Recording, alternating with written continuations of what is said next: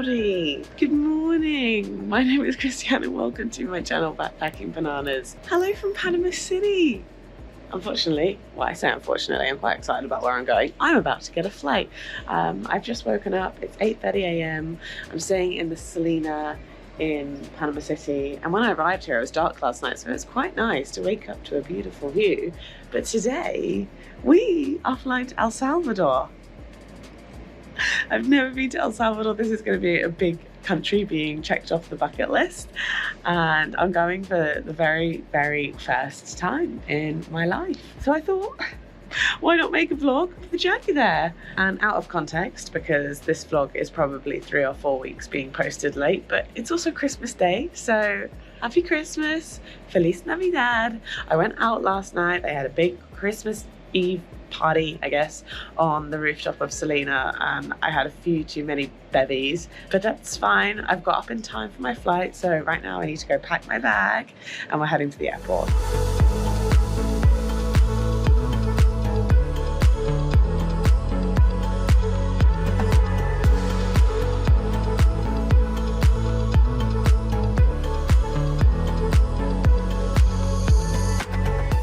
Okay, Panama City Airport, and I just realised I haven't put my contacts in, and it's been a while since I haven't put my contacts in, which means I can't see anything on these boards. Oh no, what a disaster. It took about half an hour to get from Casco Viejo to the airport, quite far, and I was worried about, you know, not making this flight, so I got myself an Uber, which was like £17. So oh, that's me. I can't see the number. 127? Oh no. Well, I mean, I'm just gonna have to put my glasses on. I just didn't think my eyesight was that bad. When I'm at the airport, I always have my Surfshark switched on, and Surfshark are kindly the sponsors of today's video. So if you don't know, Surfshark are a VPN, which stands for Virtual Private Network. This is something that we should all be having on our devices, as it turns your public Wi-Fi connection into a private one. I know we've all been there, where you log onto the airport's public Wi-Fi network, especially in foreign countries, but what you may not realise is that when we do this, that connection allows for hackers to get into our device, which really isn't what you want. But with the click of a button, you can switch Surfshark on, which immediately acts as a virtual shield on your connection so that hackers can't get in. You can also switch the virtual location of your device to pretty much anywhere in the world, allowing you access to quite literally the world wide web of media and never have to put up with a notice saying that something isn't available in your country. Surfshark is one of the only VPNs that allows you access on an unlimited number of your devices with just the one account. And I have an incredible discount for you where you can get 83% off plus an extra 3 months for free when you use my code backpacking or using the link in the description.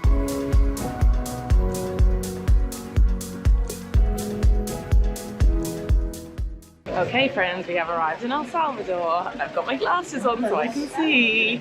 It's hot here, it's super, super hot. That flight was really, really super simple and easy. It took like 2 hours, not long at all. But what is not easy is I now want to try and get a bus. And there are no signs. I've got no idea where to go. Have you ever just arrived in an airport, you're just wandering around absolutely clueless? Because that's me right now. Something publico. I have discovered that they have like free Wi-Fi just like everywhere here. For those of you wondering, no, I do not have any Bitcoin. I am aware you can pay for things with Bitcoin in El Salvador, which is something completely new to me. Maybe I will learn about it over the next few weeks. Where do I even want to go? I am so disorganized for this flight. Just so disorganized. My first impressions of El Salvador just coming out of the airport, it feels like a very Americanized Central America. Something to compare it to, Costa Rica. It feels like Costa Rica here. I'm just looking up how much an Uber would be because, oh, it's not bad. It's $20 to take like a 40-minute journey. And I'm feeling super lazy and I just want to get to the coast. I want to get to a specific place on the coast because I want to rent a scooter. $55 to get all the way to my hostel, and I don't want to pay that. I think I'm just going to try and get myself to La Libertad in an Uber, and then we might have to hitchhike from there. But that sounds like a fun adventure, doesn't it?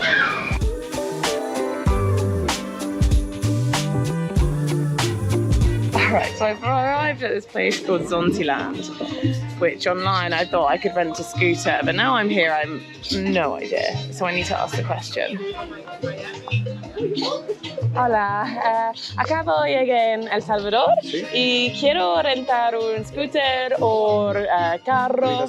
¿Tienes? Okay, gracias.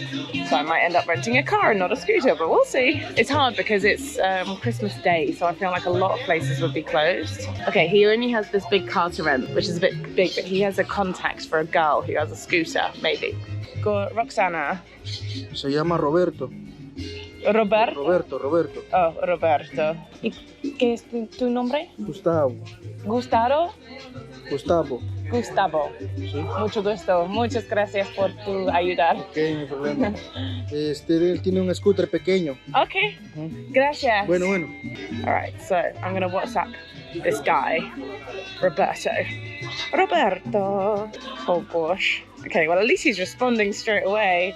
I don't think this is a scooter rental place. I think this is a family home that I've rocked into. People are so nice here. Sí, ¿para cuántos días? He says, sí, ¿para cuántos días? And I said, una semana, si puedes. A week, if you can.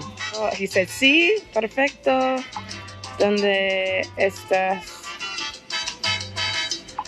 I'm going to send him my live location. Oh, we love these adventures. It would be far too easy if I just got that taxi all the way to my accommodation. Far too easy. We like a bit more of a challenge. Also, I left my bag down at the front of this family home. Frente al Chango. Okay. Al Chango. Where the f is Al Chango? 120 meters. Okay, I'm on my way to the front of Al Chango. I think he's in here. He says, Al frente el Chango. Let's go inside. Roberto! Hola! Soy Christy, mucho gusto. Roberto. He does have a sign outside his thing. That's the number. If you guys are in El Zonte or in El Salvador, you want to rent a scooter, it's Roberto's number. And he says, I can rent one for a week, which is great. Oh, this is working out just great so far. He's just going to grab me a helmet and hopefully the scooter as well. And he knows the name of my accommodation as well. It's good to make contacts as soon as you arrive in a country, you know, just people kind of like looking out for you and helping you out. Wow. Okay, chido. Oh. I don't know if I've ever driven one like this. No. There's gasolina. No. Ajá, gasolina. Gasolina, sí. Y blaquear. Yeah. Oh, Sí, blocking it. eso. Oh, okay. Esta Sí. es para esto, para allá al otro lado. Okay. Esta es por si te quedas sin gasolina, es la reserva. Solo le das vuelta acá. Okay. Esto tiene que caer para arriba. Okay. Knew these would come in handy one day. Tengo dos de estos.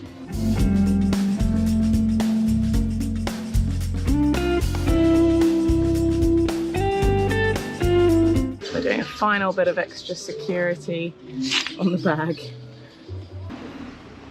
Okay, gracias. Okay, I have arrived at my hostel. How nice is this? They've got double bed bunk beds.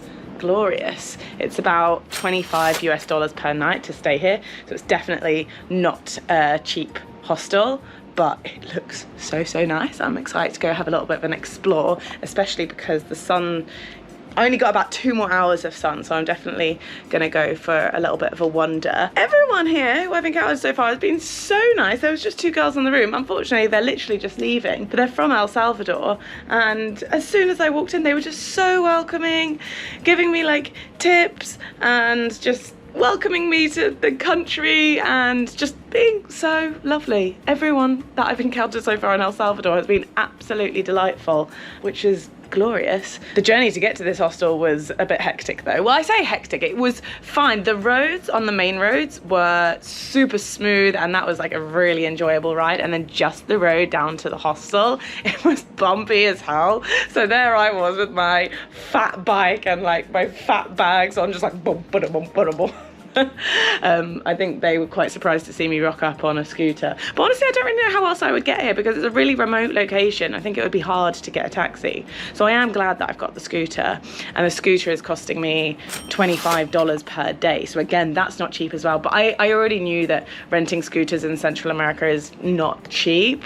Like, you know, you go to Asia and it costs you like £5 for the day max, and here, yeah, 25. It's a lot more, but I'm still happy with my decision because I feel like I'm really going to get good use of that going up and down the coast. Hee.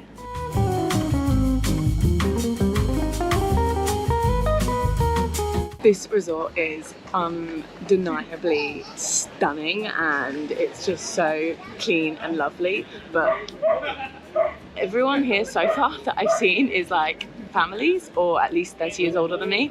So I'm hoping that in the next 12 hours I find some solo travelers or just some fun people. To be fair, it doesn't even matter how old they are. I just want to have some fun and be a bit social. So yeah, but I can't be too surprised at the crowd because it is like a more expensive place, and it's also a little bit off the beaten track, and I feel like people are here for the holidays. But we'll see. But we'll see how it changes, if it changes. Okay, good morning everybody.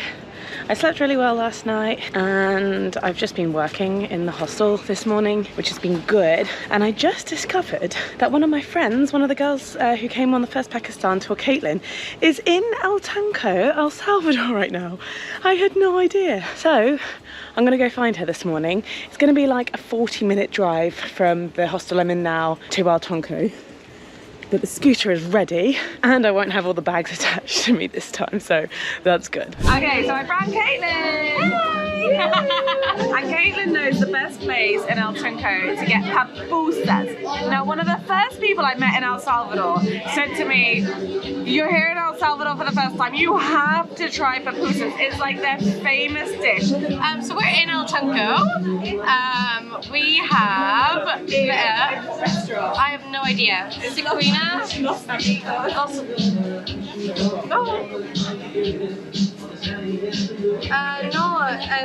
Dos para mí, tres para mi amiga. She's giving you attitude. I promise you we didn't order like 10 pupusas. Okay, so we're in a restaurant called Los Amigos. Los Amigos, yeah. So I have been here for 3 nights in a row, I think, and also 2 nights for lunch.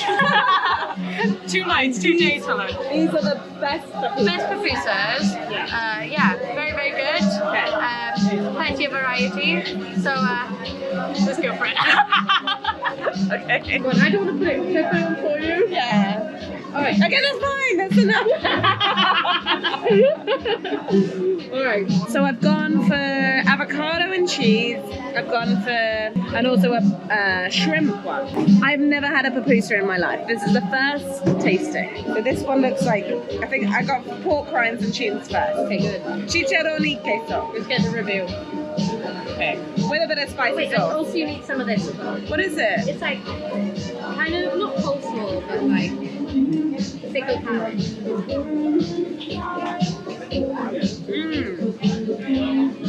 Very good. Really nice. Yeah. Spicy though. So each pupusa in this restaurant costs $1 each. They operate in US dollars in El Salvador, so I've gone for 3 pupusas for my dinner. So $3 for the whole thing, which is pretty good.